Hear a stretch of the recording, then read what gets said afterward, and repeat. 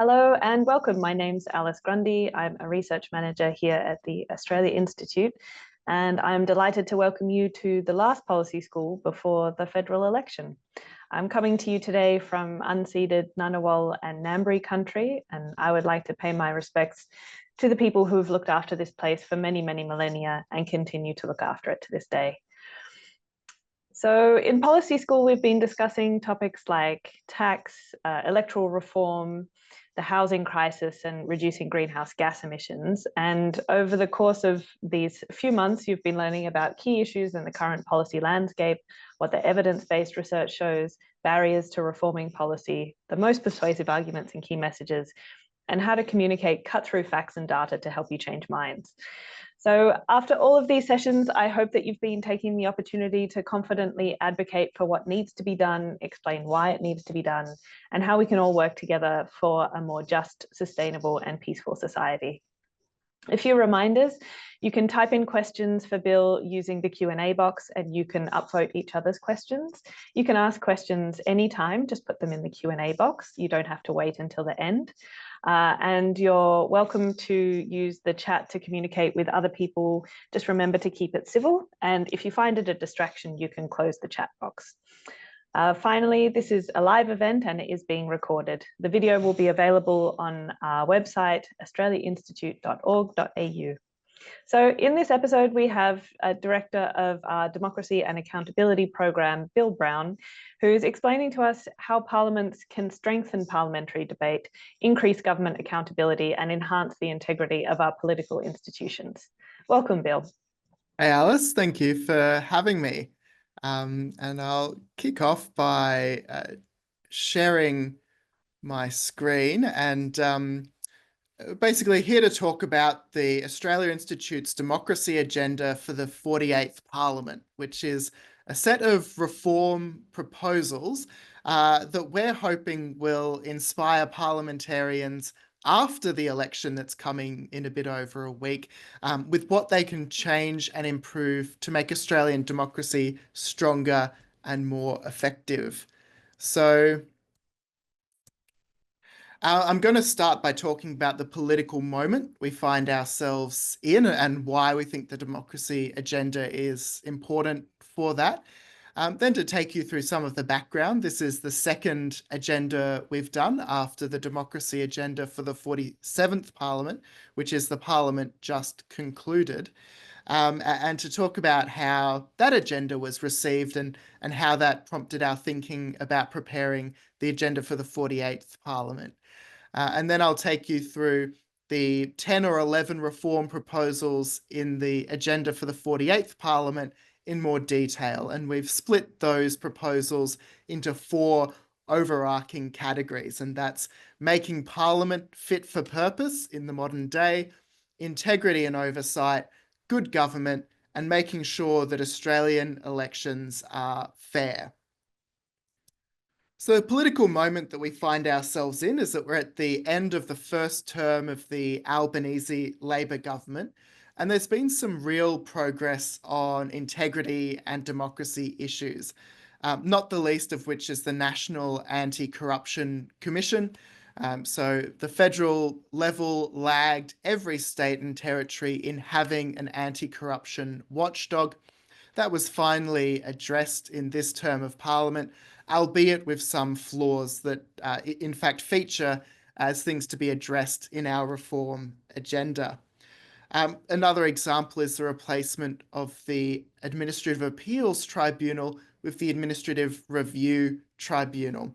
The old AAT had been stacked with political appointments, and in fact, Australia Institute research was instrumental in demonstrating just how extreme that problem had become. Under the Howard government, we saw about 5% of appointments being people who had political affiliations. That rose to about 40% in the last term of the coalition government just finished in 2022. So there was a strong case for replacement there. And indeed, we've seen a more independent arm's length appointments process across the board. And it's worth mentioning, of course, the absence of major integrity scandals as well. Albanese hasn't, to our knowledge, appointed himself to secret ministries, for example. But there's no doubt that there are many integrity issues that have been left unresolved. Freedom of information requests that are delayed, ignored, or rejected without foundation. The prosecution of whistleblowers, including them being jailed.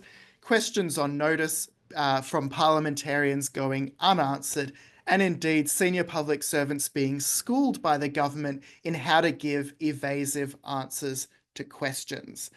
All things that should be addressed if Australia is going to remain a healthy and strong democracy. The other context of this moment is that it's very possible that the next parliament will be a hung parliament. And by that, we mean that no one party will have a majority of seats in the House of Representatives. Who forms government will depend on the support of not just one party, but some number of independents and minor parties as well. That's by no means guaranteed, and indeed majority governments have been more common at the federal level than minority ones, but it remains a real chance because the number of people voting outside of the two major parties has increased so strikingly over the last decades. So if this is the political moment, what can we do with it? And indeed, we have a precedent from the 2010 Gillard Labor minority government, which saw big reforms like the National Disability Insurance Scheme, the Clean Energy Package legislated. And indeed, that parliament, as a minority government, starting as a hung parliament, saw more legislation passed per day than any other government. And the tone was set for that parliament right at the beginning, when the Greens and Independents negotiated with both major parties before deciding on Julia Gillard as Prime Minister. And the substance of those agreements that they struck are detailed, and they go to things like parliamentary and policy reform. We owe the Parliamentary Budget Office to those negotiations, and that's a body that puts opposition and crossbench members on a level playing field with the government in terms of getting costings done and economic advice and so on, allowing them to put up a serious challenge to the government of the day. And we see the recognition from the major parties that a hung parliament is very possible. Liberal opposition leader Peter Dutton has said quite explicitly that he may be in a position where he negotiates with independents. The Labor Prime Minister, on the other hand, has ruled out entering into coalitions. There could be a distinction there where he could continue to govern with some kind of agreement in the absence of a coalition. We'll have to remain to see kind of what plays out. But I think it's important to note too that minority government is not a precursor to integrity reform. And the first reason for that is that the major parties can drive reform. The Administrative Appeals Tribunal replacement is an example where it seemed to be the Labor government taking the initiative to pursue this issue. But another reason why these issues will be ventilated has been expressed by the independent Senator David Pocock, who said earlier this month, every day is a minority government in the Senate. And indeed, with very few exceptions, it is always the case that the government of the day needs to work with other parties and other politicians in the Senate. And so that gives a chance for the concerns that are particular to crossbenchers to be expressed. And indeed, I was at the National Press Club yesterday where the Liberal Senator and charity spokesperson, Dean Smith, emphasised the role that the Senate had played in representing the concerns of charities after legislation sailed through the House of Representatives unchallenged, thanks to the majority that the government had there. So the major parties as well are thinking about the ways that our parliament operates and the way that that gives expression to different interest groups based on how the two different houses are constituted. And finally, of course, part of our political moment is the democratic decline that we see around the world. And that's perhaps best expressed with President Donald Trump. I think a lot of people who previously had thought of the government as a single amorphous whole are thinking more about the way that our legislature our parliament is not the same as our executive government, the ministers and the public service that serve them. And the way that one or either arms of government can restrain the other or fail to restrain the other is particularly important when we have serious concerns about a decline in respect for democracy and the rule of law.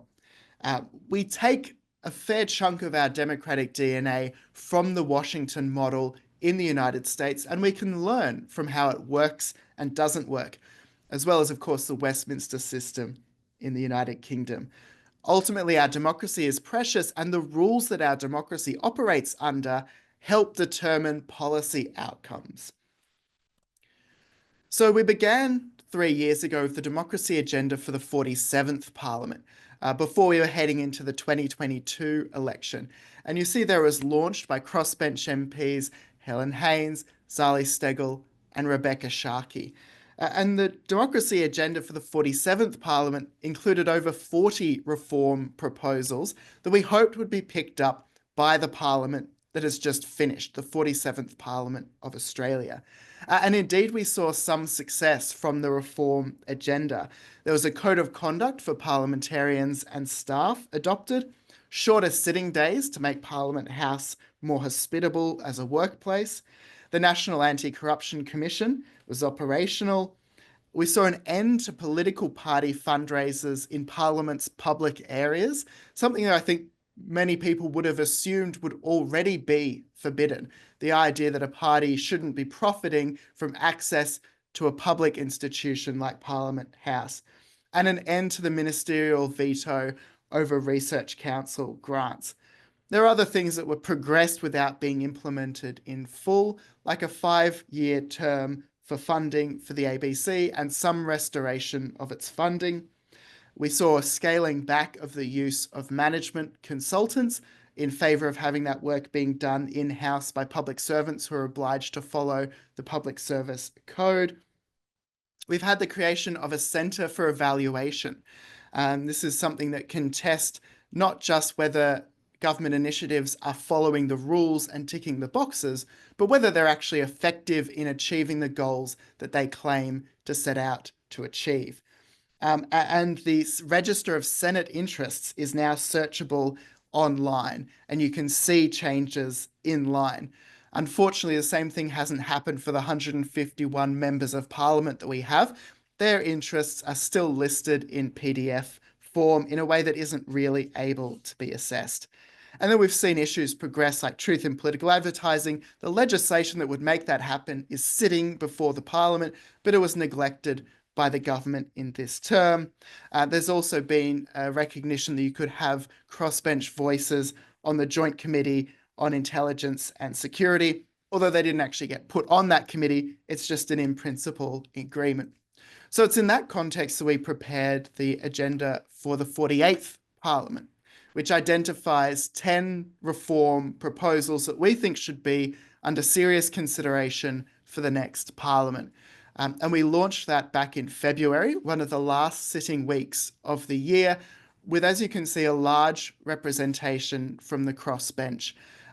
They were speaking about the importance of the issues there, but particularly political finance reform, because they just come out of the House of Representatives ramming through major changes to electoral law without consultation.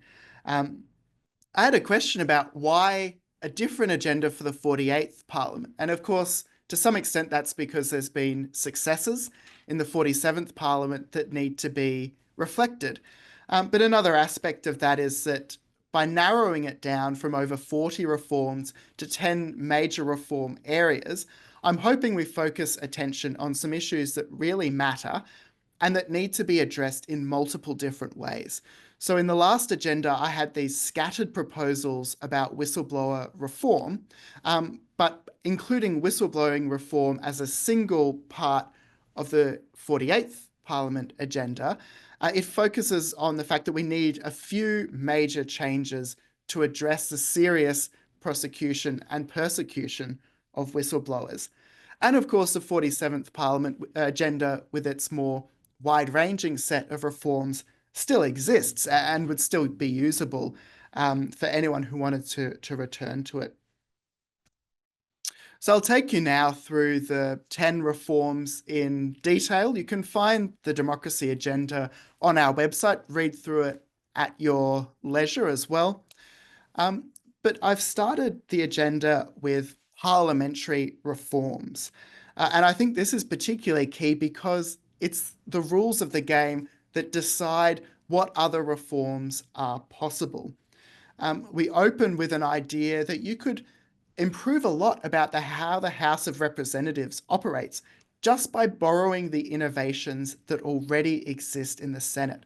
So we have the advantage in Australia of having two houses of parliament elected in different ways and serving to some extent different purposes, although their powers are roughly equal. And the Senate, because of its proportional voting system, which means that it represents a wider range of Australian views, has long had no party in majority control. And the way that it sets up its rules of operation reflects that it needs to work with multiple parties, multiple voices to get things done. I think those innovations make sense in the House of Representatives. We know in the House about 1 in 3 Australians vote outside the major parties. But for the most part, one or the other major party still has majority control over proceedings. I think whether or not we get minority government in the House of Representatives, it still makes sense for a parliamentary process that allows more voices to be heard to reflect the many Australians who are behind crossbench votes and positions. So some of the innovations in the Senate are that there's room for private members' motions and bills to be debated. So if you have a good idea that comes from outside the government of the day, like truth in political advertising laws, like more transparency around political donations, like a National Anti-Corruption Commission, an idea which emerged from the Greens and Independents well before it was taken up by the major parties. These bills could be scheduled for a debate where we'd hear from politicians what their position is and go to a vote where they have to make a stand. I think it sometimes gets missed that a lot of these political issues never get to a vote. Political parties avoid having to take a stand one way or the other. And a classic example is same-sex marriage. The delay in a vote on same-sex marriage went down to the procedural votes that stopped it from coming forward, rather than a substantive vote where everyone had to kind of lay down what their position was. Another area here that matters is changing the standing orders so that you no longer require an absolute majority. There's a situation in the House of Representatives where the government controls the agenda of the day, even when it's a minority government.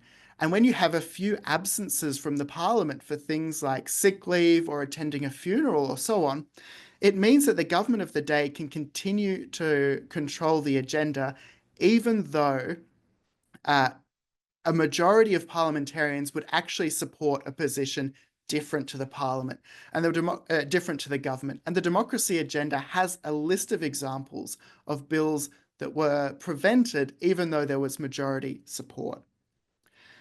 Similarly, we could put an end to the gag motion, which allows you to shut down someone's speech in Parliament just because you disagree with them. We already have time limits, so you already can't go over your allotted time. The gag is used to avoid scrutiny. And similarly, we could have question time reforms that would allow for things like supplementary questions. At the moment, in the Senate, you can ask supplementary questions. In the House, you can't. And I actually saw this play out for myself with Australia Institute research into how grant funding was distributed, with a large share of grant funding going to marginal seats and coalition seats under previous coalition governments. After this research came out, Labor politicians got up and asked the government about it in the House and in the Senate, and they got almost identical non-answers in both places. But in the Senate, the Labor Senator Katie Gallagher could get up and ask a supplementary question and get to the heart of the issue. Whereas in the House, that was it. Labor just sat down and couldn't do more with the non-answer that they'd been given. And then a kind of broader and bolder proposal is that we might borrow the way that the Senate estimates process takes from Senate estimates process allows senators to question public servants and ministers. It's one of the greatest areas of envy between the two houses that the House of Representatives doesn't have an equivalent, but it could do. We could have an opportunity for crossbenchers and backbenchers in the House to question the government of the day, just as the Senate already does. I realise that to some extent, procedure and process is a dry issue. It seems one step removed from policy, but in practice, it really matters.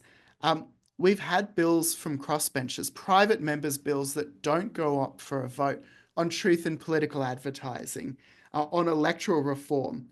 On the term of Parliament previously, it was from the crossbench that we got legislation into an anti-corruption commission that passed the Senate, that put pressure on the House, but there wasn't the requirement to vote on it.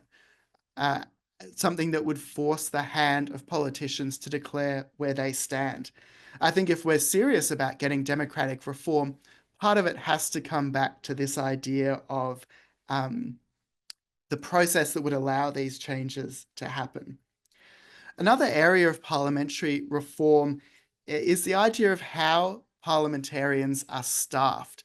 So at the moment, every politician gets electorate staff, 5 electorate staff, some more for regional politicians, and then they may get some level of personal staff. But it's the Prime Minister who decides how many personal staff the government that he represents gets, the opposition that he's opposed to gets, and the crossbenchers that make trouble for him or make his life easier get. I think that's a serious concern when you've got someone who is so closely tied to the outcomes of personal staffing decisions, deciding how many staff people get. We saw this in the last term of Parliament. Under Scott Morrison, crossbenchers had received 4 personal staff each. Anthony Albanese came in and cut that to 1 staff member each, or 2 for certain crossbenchers.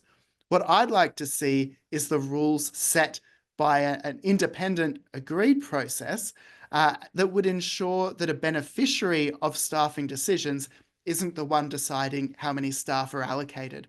It even takes on a political finance personal aspect because in some cases, staffers pay tithes to the political party to which they belong. So there's a direct financial benefit to a political party to have more political staffers on higher salaries and therefore paying a larger share of their taxpayer-funded salaries to the party. And then a final point in parliamentary reform is fixed 3-year terms. To extend to 4-year terms would, I think, be a mistake, but it would also require a referendum. So it's not going to happen anytime soon anyway. But what we have seen at the state level after some hung parliaments is a commitment that the government will see out its full term, not go to an early election. And we saw the disruption that uncertain election times can cause with this federal election. For a long time, people working in Treasury were preparing for a budget that they didn't expect would happen. Then the ex-cyclone Alfred disrupted plans, and we did go to a budget. Committees have to decide when they release their reports, or do they risk the report not happening at all if an election is called early? And we just saw the column inches occupied by pointless speculation about election timing that would hopefully be relegated to the back pages if we had a commitment at the start of the term to see it out to a particular length. So that brings us to integrity and oversight. And one of the key areas here are officers of the Parliament. We have quite an advanced integrity apparatus in Australia. We have the Auditor General who makes sure that government money is spent according to the rules. We have a number of ombudsmen who can hear concerns from the community about how they've been treated by the government. We have the Information Commissioner who's responsible for Australian data, and the FOI Commissioner who's responsible for deciding whether a freedom of information request has followed the rules or not, among many others. But these integrity agencies are to a large extent at the mercy of the government of the day, with appointments being made to them based on the discretion of the executive government, Prime Minister and ministers, and their funding at the mercy of the budget.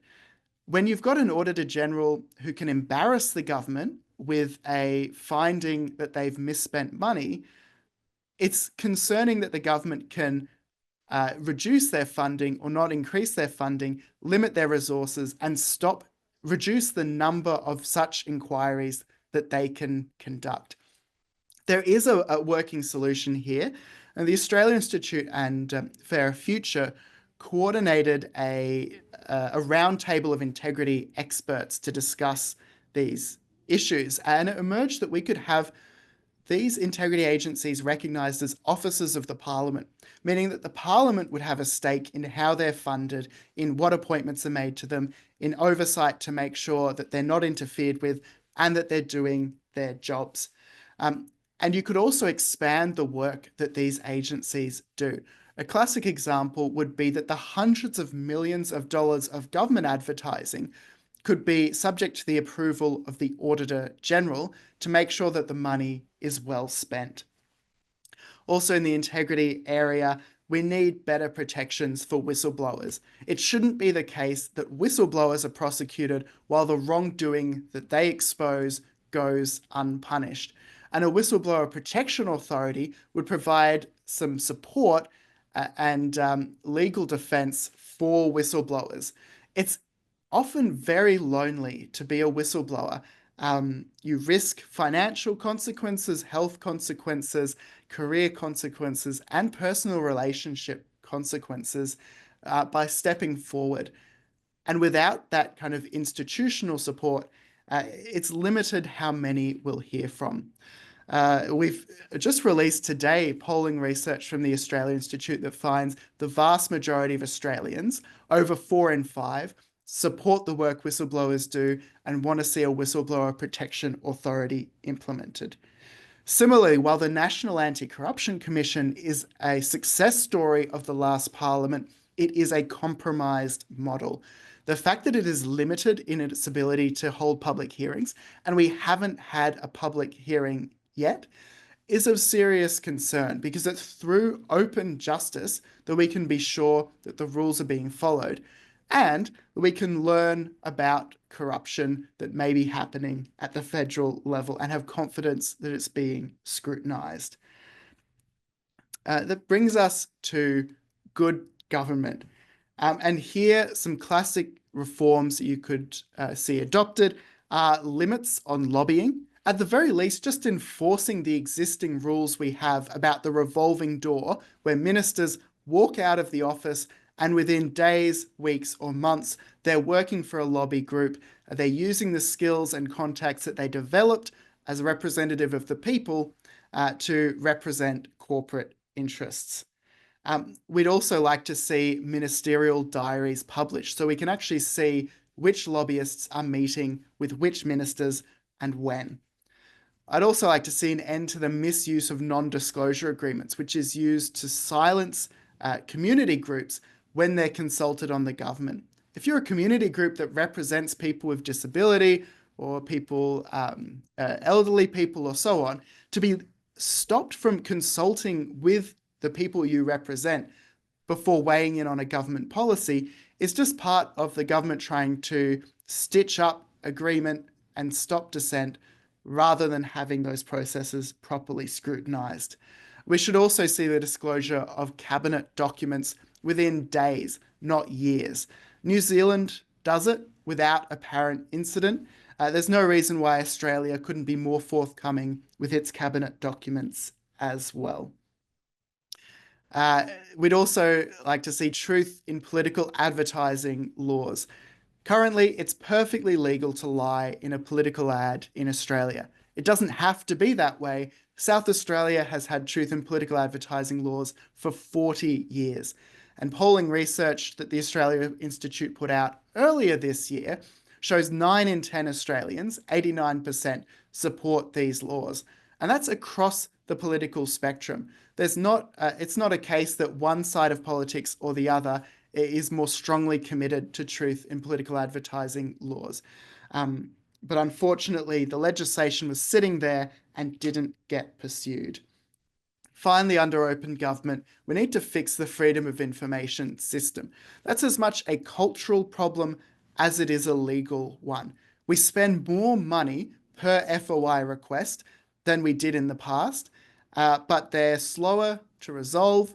They sit there in the review process, sometimes for years, without being handled, without being addressed. You might remember Scott Morrison gave a speech about negative globalism in 2019. I put in a request for that in 2020, and it's only a couple of months ago that my request was resolved, years and years after it was relevant. That's appalling. Delay in that kind of instance is as bad as denying the request altogether. That brings us to the final area of reform, political finance reform, and ensuring that Australians have fair elections.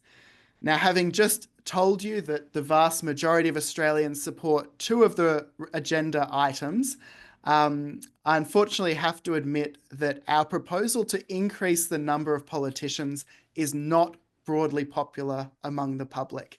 I think that's a real shame, because I actually think there's a vicious cycle here where people who have limited access to their parliamentary representative become disenfranchised and disillusioned, and think that politicians are worthless, when actually, if there were more politicians, they had more chance to meet and influence their local member, people would see how important they are and see the importance of the work they do. So I see more politicians as a bit of a circuit breaker.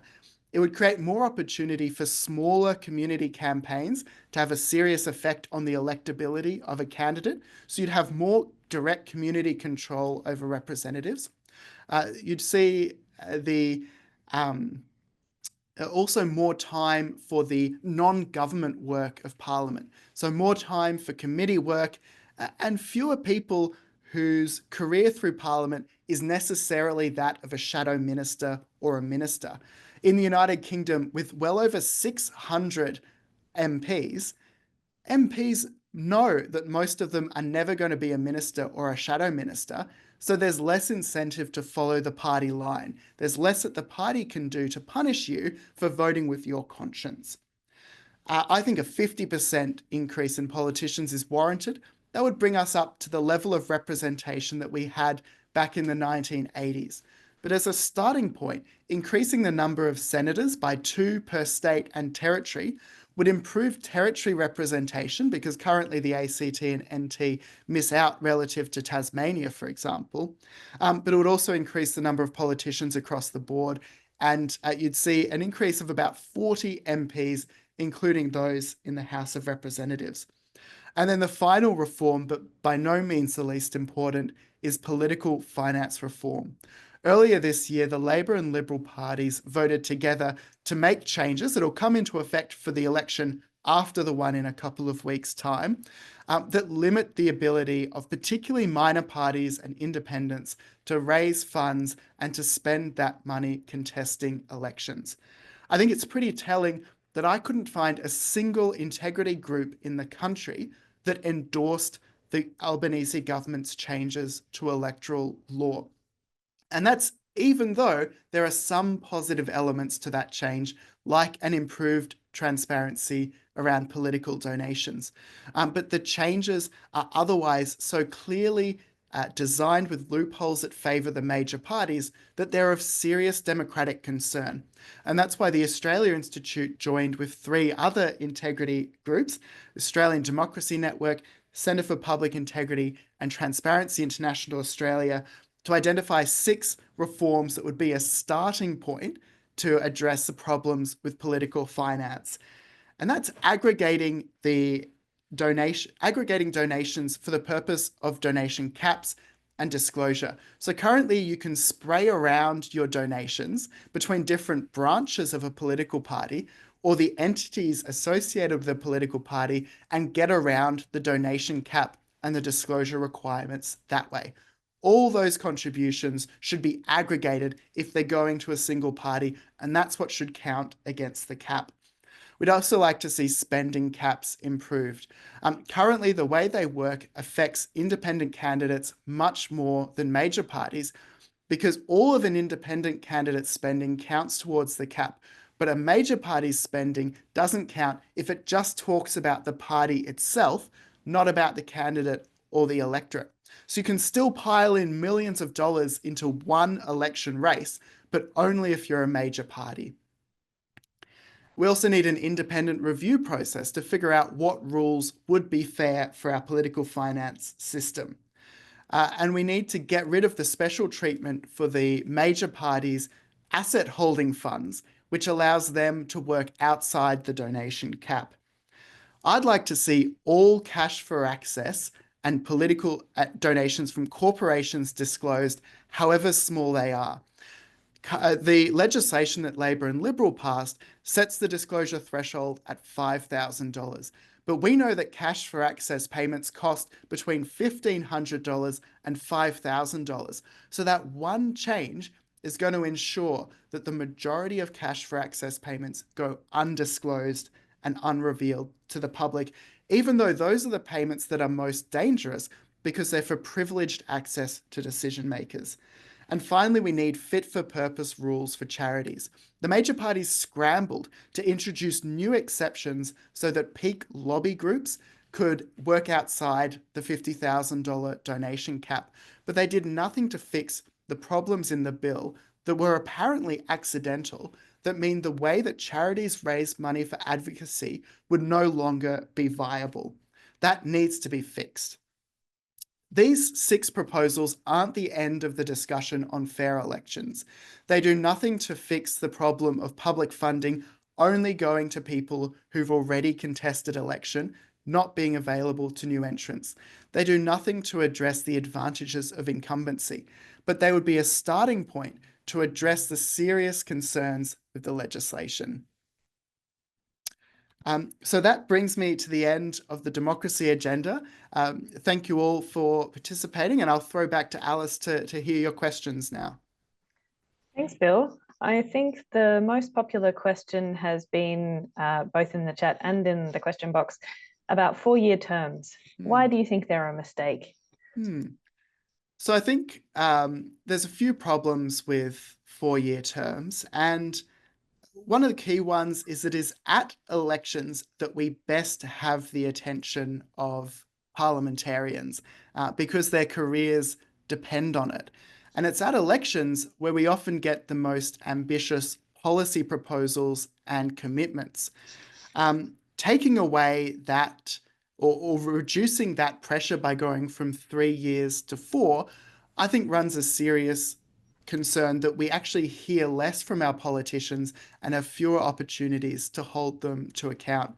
I did a very similar presentation to this to a community group face to face, and I heard from people who'd only ever met their local member in this election campaign. Having the 4-year term increases the risk of that not happening. I also don't buy the argument that governments need so much breathing room. You sometimes hear the argument that the first year is getting settled into the job, the second year is for policy, and then the third year you're back to campaigning. But if you look at the great reforming governments of Australian past, they don't seem to depend on long terms. Some of the most ambitious changes to Australian electoral law, for example, were implemented in the 18 months of the first Hawke government. And indeed, Hawke and Keating, well, I think particularly Hawke, went to multiple early elections, but that didn't hold them up from making major changes. I think just finally, of course, the referendum point stands as well, that these processes to change the constitution are difficult. They come around fairly rarely, and I think there are other areas that will be worth focusing on for the next few referenda, at least. I have a question from David Wright, who asks, what about electronic voting in both houses, and that it would speed up the process significantly? So I think we do need to take into account times when people are unable to access Parliament. There are a few ways that currently work for that, like the process of pairing. Although one of our proposals in the agenda is that the Senate pairing system, which allows for crossbenchers to be paired, should also be applied in the House of Representatives. Currently, it's a major party only thing. And particularly during COVID, when you had such restrictions on Parliament meeting, I think there was a powerful argument there that there should be an option to vote remotely to make sure that the business of legislative scrutiny over the executive government continues to happen, even when you've got things like people being required to stay at home. Electronic voting would also allow you to force votes on issues that are currently passed on the voices. So a lot of votes that happen in Parliament are never recorded. But if instead you had a quicker voting system, which could still involve people sitting at their desks, but recording their vote electronically, I think there'd be benefits there. I wouldn't want to lose the turning up to Parliament as a part of the voting process, absent kind of pandemics and emergencies and so on, though. I think that's really kind of important for the negotiations and discussion that happen behind the scenes, opportunities for community groups to meet with local members, guaranteed that they'll be in the building, and so on. So I think there'd be a case for recording votes electronically, but I wouldn't want that to detract too much from the physical presence in the building. Gavin Miller asks whether there are any examples from other countries where significant reform was undertaken, and if so, how long did the process take and what was the result? Are there systems that Australia might be able to adopt? Well, an example that comes to mind is New Zealand, which moved to proportional representation in the 1990s. And that came out of a kind of public disillusionment with an election that had delivered majority government, despite that party not receiving anywhere close to a majority of the vote. But that did require commitment from the government of the day. I think in part embarrassed by the nature of their election win, they were under pressure to allow for a referendum. The referendum passed, and New Zealand got proportional voting. And that seems to match with other jurisdictions where we think of the electoral system as deciding whether we're a two-party system or a multi-party system or so on. The way that the US system so favors the Democrats and the Republicans, for example, makes it hard for third parties to get representation. But there's some evidence that the trend actually works the other way, that the more pluralistic voting systems in other jurisdictions reflect the power of voting bases that had already become more pluralistic. So there's a possibility for reform to happen even in majoritarian systems like we see in Australia. I think other examples of reform, we can look at Australia as well, although the evidence is not necessarily that it's very quick. The Hawke government reforms, of course, came in very quickly. For better and for worse, the changes to political finance laws have happened pretty steadily across states and territories, and now the federal government for 10 or 15 years. So there's a degree of kind of, once it happens in one jurisdiction, it's easier to do it in others. But something like moving to a more democratic Senate took 49 years after federation, even though the idea of proportional representation was there in the constitutional debates in the 1890s. So change can happen very quickly, but it's by no means guaranteed to do so, even when it seems like the conditions are there to make it imperative. Mm. And we have a question from Bob Dick, who asks, what about a citizens' assembly that could introduce some real democracy into Parliament? What would it take to implement a citizens' assembly? As the major parties are unlikely to support this, what would happen if a public benefactor supported an unofficial citizens' assembly? And then might it be hard for a Parliament to ignore their contributions? Yeah, it's a good question. And I think we've seen increased interest in the idea of including the public in democratic decisions more generally. And indeed, this Canberra Alliance for Participatory Democracy has been looking into the idea of adopting such a model, perhaps at the territory or state level first.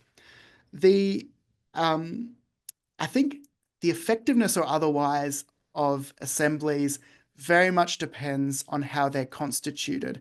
And I think, as the question kind of implicitly notes, the idea that the government will follow the findings of the assembly really depends on how it's situated. Does it have moral authority and force? In practice, I think there's a danger that citizens' juries can be a tool of the executive government. I actually served in a citizens' jury myself on the ACT on the fairly dry topic of compulsory third-party insurance. So this is your motor vehicle insurance if you hurt someone in an accident. And the way that jury was constrained meant that in practice, it was very limited in the kinds of findings it could make. And all of the findings were ones that were favourable to the executive government that had caused it to be constituted in the first place. And I actually think the Parliament felt some kind of pressure to follow the citizens' jury when the findings of the jury had been constrained in a way that the Parliament wouldn't have agreed to. So I think if you have these assemblies, a lot of thought needs to be done about what are proper issues for them to consider, what resources do they have. I'd actually propose if you do have a citizens' jury or an assembly, it should be more parliamentary in nature. It should have access to its own staff. Its findings or its hearings and its findings should be recorded in Hansard. It should have access to the parliamentary library for research, and it should have more control over its own agenda. A citizens' assembly that's broader in scope might be able to get around some of these problems that the citizens' juries, with a single issue that they have to decide on, were constrained by. But I also think, having been a juror myself, I would have benefited from being a professional politician. I wasn't well equipped to deal with lobbyists and with kind of the trade-offs and processes that the political process involves. I would have benefited from having 10 years of branch experience and experience in the Parliament that I didn't have. And so I think it's easy to assume that politicians are the problem with our democracy, and I think often that's not the case. And if you reproduce the underlying problems, you'll get similar problems in a citizens' assembly as we get in the Parliament. Alistair McCulloch says, one of the key elements in improving and supporting the sustainability of democracy is political literacy. See the US for a recent example where this need is demonstrated. Key to improving political literacy is political education, and that it used to be provided through trade unions and political parties of all hues, but both have tended to move away from that, leaving a vacuum that's being filled by social media. Do you think there's a role for compulsory political education and enhanced civics, if you like, in secondary schools? I'd like to see more civics education in schools, but also, while you couldn't make it compulsory, more focus on civics education, outside of school, later in life as well. We did some research testing people's knowledge of how the Australian Senate operates a couple of years now. And the picture we got is that people roughly understood the importance of the Senate, but were not clear on the particular functions that it had. And that, or even how long the terms that senators served were. And I think that's a serious problem for our democracy. I think social media hopefully can fill some of the gap, at least to whet people's interest and get them reading more about the system. But I think you're right that a mass participation in political movements that once existed was a way of educating people about politics. I think not just the mechanics of voting, but also political compromise and the weighing up of different decisions.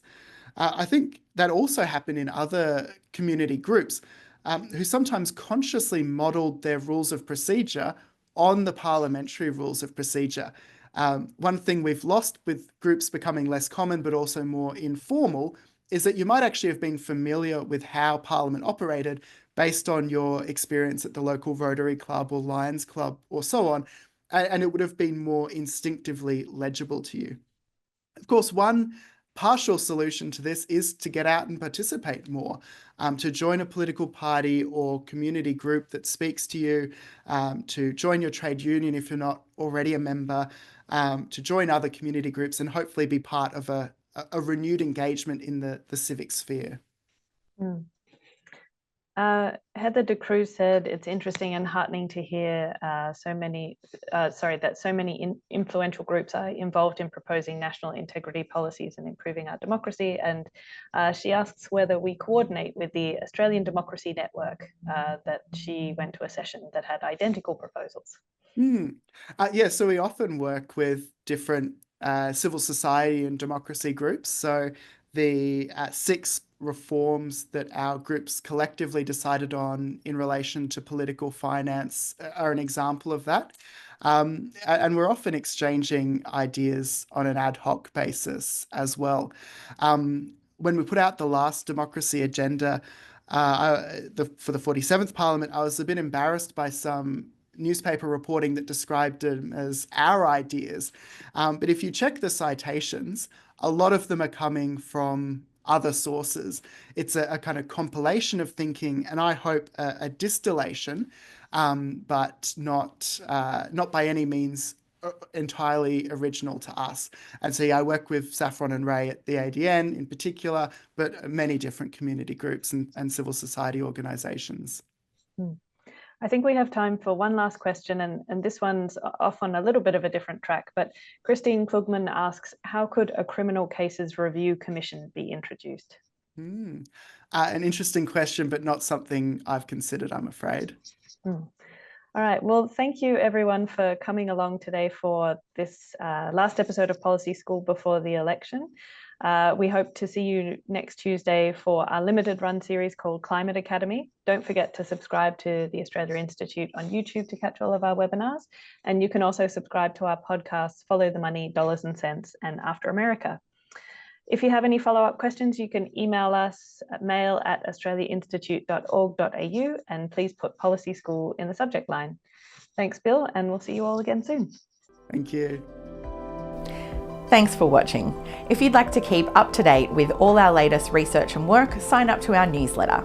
Delivered every fortnight, it includes behind-the-scenes updates from Richard Dennis, an exclusive cartoon from Judy Horacek, details for our upcoming events and webinars, as well as explainers, graphs, and not to mention the latest cutting-edge research and analysis from the team here on the key issues that are facing Australia.